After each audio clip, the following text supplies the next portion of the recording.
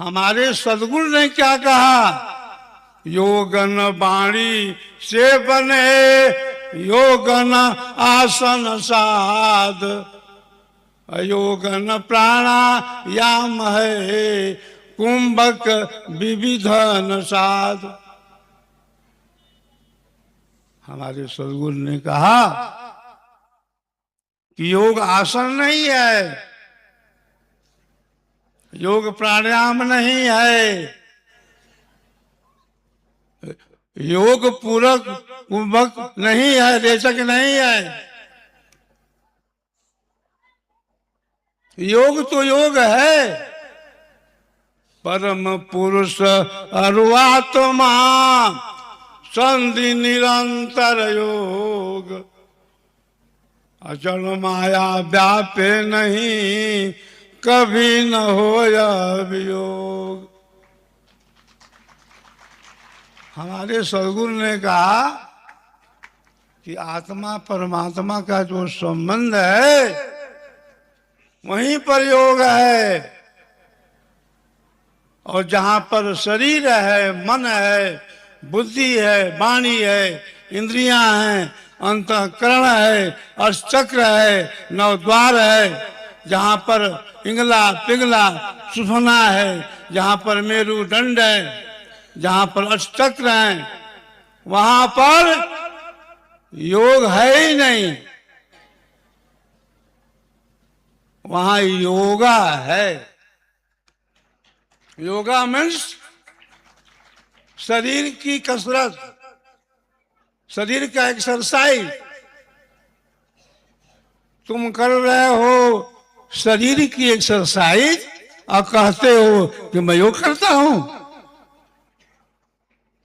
अरे योग तो हमारे विहंगम योगी करते हैं,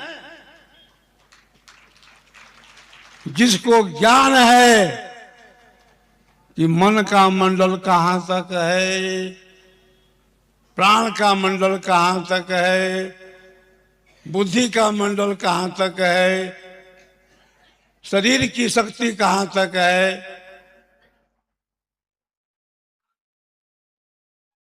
योगा की आवश्यकता है।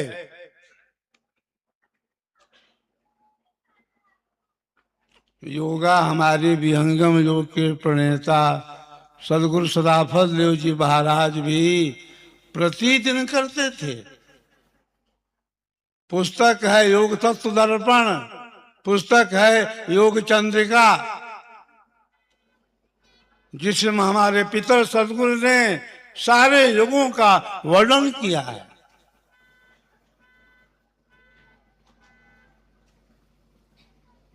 कर्म योग है, लीला योग है, तारक योग है, निष्पंद योग है, मंत्र योग है, राज योग है, हठ योग है, लय योग है, कुंडलनी योग है, बहुत सारे योग है। लेकिन ये योगा हैं, योग तो एक ही है जो विहंगम योग है।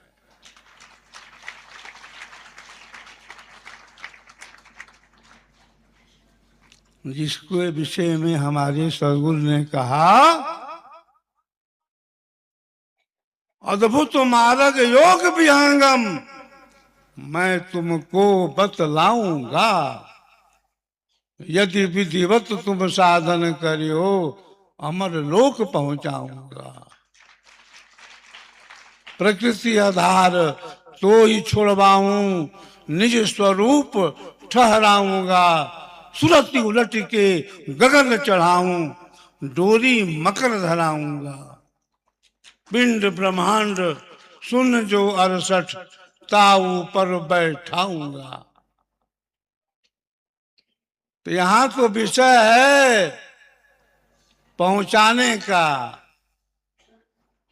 बैठाने का, शुद्ध हंस बनाने का, आवागमन मिटाने का, अमर लोक की अद्भुत लीला मैं तुमको दिखलाऊंगा। सुनकर मित्र अचंभा मानो, अनुभव सत्य दिखाऊंगा।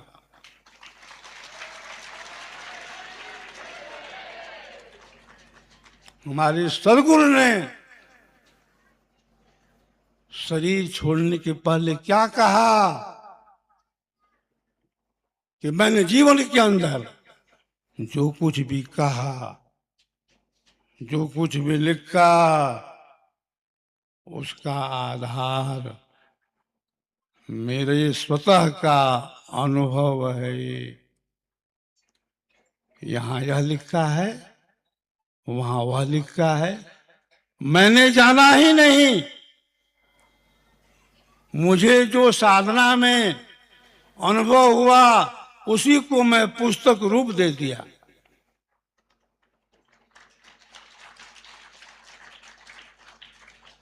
हमारे सद्गुरु ने क्या कहा? निज अनुभव वर्णन करूं, दिया ज्ञान प्रभु सोय। तेरा है तुझ में रहे, करत समर्पण सोय। निज अनुभव वर्णन करूं। हमारे सद्गुरु ने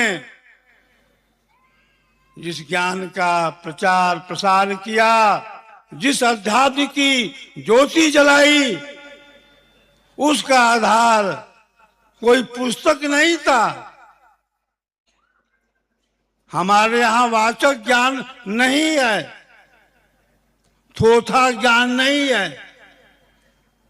कितने अधकचरे योगी, कितने अधकचरे संत मन वाणी बुद्धि की सीमा में पूजा कर रहे हैं और कहते हैं कि हम भक्ति कर रहे हैं। हमारे सद्गुरु ने हमें एक तराजू दिया है। कौन सा साधु, कौन सा पंडित, कौन सा विद्वान कहां से बोल रहा है,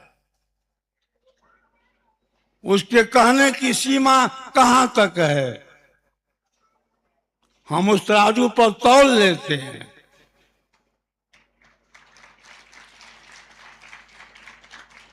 हमारा तराजू जो है हमेशा भारी हो जाता है, भारी रहता है, हल्का कभी होता ही नहीं,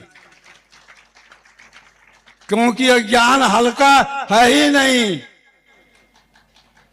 इस ज्ञान को हमारे सद्गुरु पितर ने 17 वर्षों की कठोर साधना के बाद समाधि में प्राप्त किया है। ये थोथा ज्ञान नहीं है, इसका आधार प्राकृतिक नहीं है, ऐन्द्रिक नहीं है, भौतिक नहीं है। यह तो साधना वैज्ञानिक है। साधन हम करते हैं और अनुभूति भी हमें होने लगती है। विहंगम योग का साधक अंधेरे में साधन नहीं करता,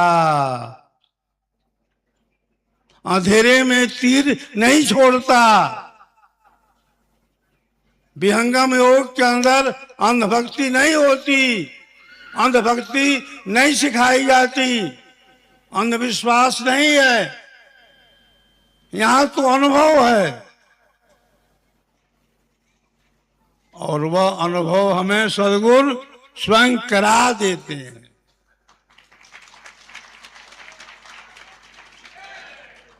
अनुभव युक्ति भेद विहंगम, मरम बताने वाले, धन्य धन्य सद्गुरुदेव, प्रभु पर ब्रह्म मिलाने वाले।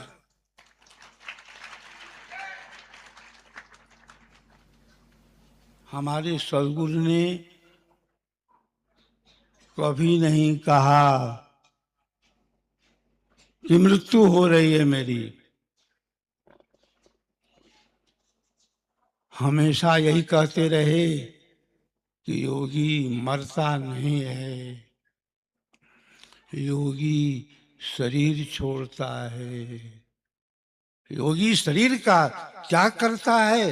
अरे मैं अनेक बार शरीर छोड़ा हूं, मुझे ज्ञान है कि जन्म क्या है और मृत्यु क्या है।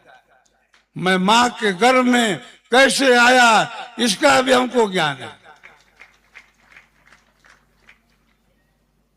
हमारे सद्गुरु ने शरीर छोड़ने के बाद आकाश मंडल से वाणी की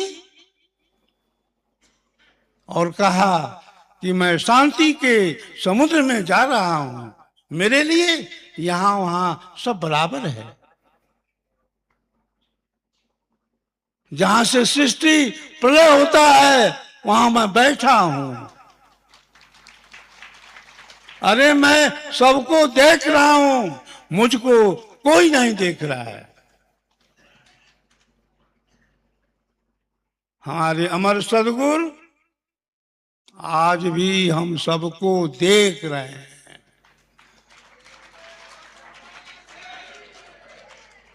हमारा योग क्षेम पूरा कर रहे हैं।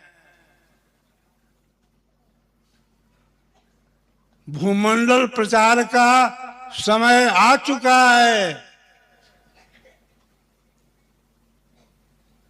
गुरुदेव की शक्ति विविध रूपों में कार्य करना शुरू कर दी है। तब दया गुरुदेव की अनंत धारा बह पड़े। तो अनंत धारा का समय आ गया। वह शक्ति अपने मंडल से, चेतन केंद्र से, चेतन भूमि से, परमाणु मंडल से, आध्यात्मिक केंद्र से अपना कार्य आज भी अव्यक्त रूप से कर रही है और करती रहेगी। हमारा आपका सौभाग्य है कि हम सब सद्गुरु के भक्त शिष्य एक ऐसी महान शक्ति से जुड़े हुए हैं जिस शक्ति ने कभी नहीं कहा कि मैं मर रहा हूं, मेरी मृत्यु हो रही है। जो शक्ति शरीर छोड़ने के बाद भी आकाश मंडल से अपनी वाणी का प्रयोग कर रही है।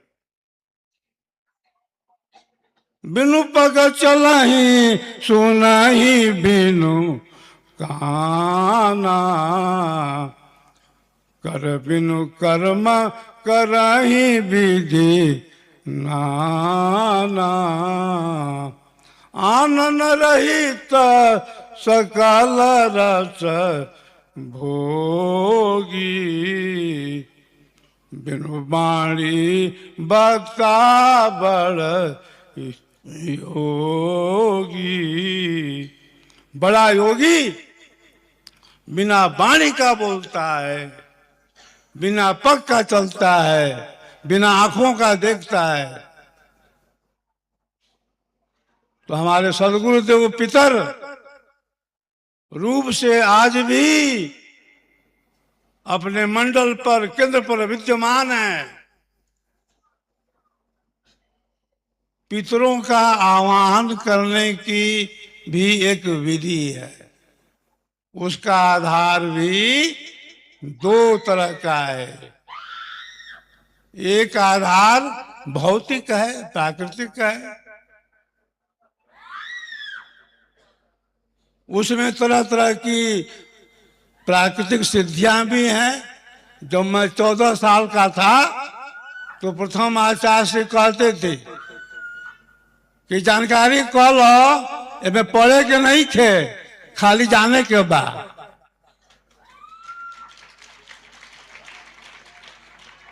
विहंगम योग के अंदर प्राकृतिक सिद्धियां नहीं है। विहंगम योग के अंदर तंत्र मंत्र नहीं है। सद्गुरुदेव कहते थे कि मैं योग बल से कार्य करता हूं, विहंगम योग विशुद्ध योग बल है। उस बल से विहंगम योगी जो है अपना कार्य करता रहता है।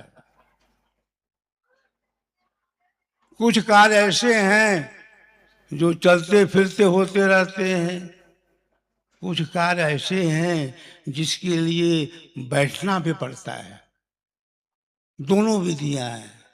बैठे बैठे भी योगी अपना कार्य करता रहता है, चलते फिरते तो करता ही है, करेगा ही। इस विज्ञान को प्राचीन काल के ऋषि महर्षि जानते थे और इसका प्रयोग भी करते थे। सदगुरुदेव कहते थे, आज परमाणु विज्ञान का ज्ञान कहां पर है, किसको है? परमाणु विज्ञान कोई भौतिक विज्ञान नहीं है, उसका आधार चेतन है। वह विज्ञान आध्यात्मिक है, वह विज्ञान अक्षर भूमि का है, वह विज्ञान सदगुण मंडल का है। बैठो चेतन केंद्र पर, त्याग देह अध्यास, मुक्ति सदा फल भक्त रस, अनुभव सुख है पास।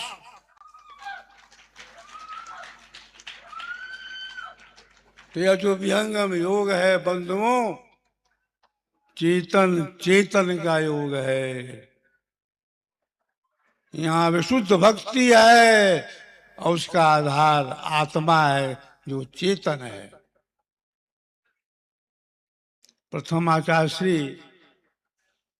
एक बार गए थे मुजफ्फरपुर। दोपहर का समय था।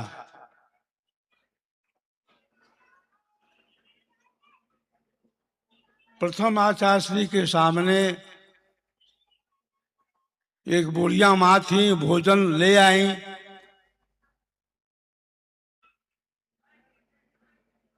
प्रथम आचार्य श्री का जो सेवक था वो भी पुराना था।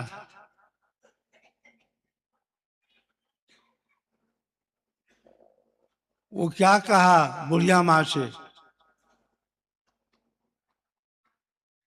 कि जब स्वामी जी शरीर छोड़े लगली तो रौरा उजा रहली। अब बुढ़िया माँ लगी जोर जोर से रोने। उनका नाम था सरोजवासिनी देवी। अब वो नहीं है। प्रथम आचार्य श्री कहते थे कि मैं मुजफ्फरपुर गया, सरोजवासिनी देवी के घर ठहरा। साथ में सेवक थे जिनका नाम था संत नाम मुनि। तो नाम मुनि जी सदगुरुदेव के समय के पुराने शिष्य थे। वे भी अब नहीं रहे हम लोगों के बीच। उन्होंने ही पूछ दिया कि बताई जब स्वामी जी शरीर छोड़े लगली प्रयागराज की गुफा में तो रहल नहीं हो जा। अब इतने पर लगली रोए वो खूब जोर जोर से। आचार्य श्री भोजन कर रहे थे, फिर वो भी आंख बंद कर लिए। इतने में ही आवाज आती है। आवाज कहां से आ रही है कोई समझ नहीं पा रहा है। आवाज क्या आती है कि यह महामूर्ख है, वह रोती है और यह याद दिला रहा है। वह रो रही है और यह उसको याद दिलाना है। इसको समझाइए। और बुढ़िया माँ भी विषमय में पड़ गई। इस आवाज को प्रथम आचार्य भी सुने, नाम मुनि संत भी सुने। उसी यात्रा में एक सेवक जो है जो प्रतिदिन आचार्य प्रथम की सेवा करता था।